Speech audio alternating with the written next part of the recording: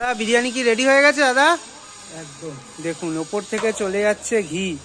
দাদা তৈরি করার সময়ও কি ঘি যায় দাদা? তৈরি করার সময়ও যায়। আবার গেল কতটা গেল দাদা? তো আরো যাবে। দেখুন দর্শক বন্ধুরা, আর আরেকটা জিনিস আপনাদের একটু দেখায়, আপনারা যদি লক্ষ্য করেন দাদা, প্রপার যদি দম হয় তবেই রাইসগুলো একদম দাঁড়িয়ে যায় না? একদম দাঁড়িয়ে যায়। এটা প্রপার দম হয়েছে কিনা বোঝার উপায়, তাই তো? বোঝার উপায়। আর তোমাদের কি ফুড কালার ইউজ করো কোনো? দেখুন ফুড কালার না, এটা কি জাফরান, তাই তো?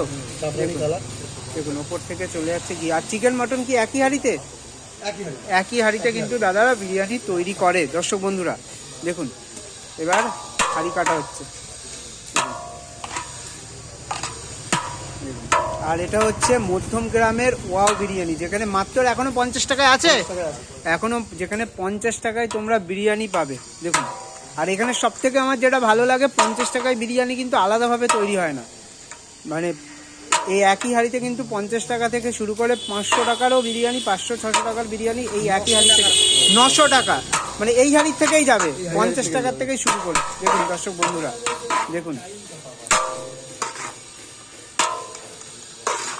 দেখুন। আর তোমরা দাদা কোথা দিয়ে ঘিটা আনো দাদা?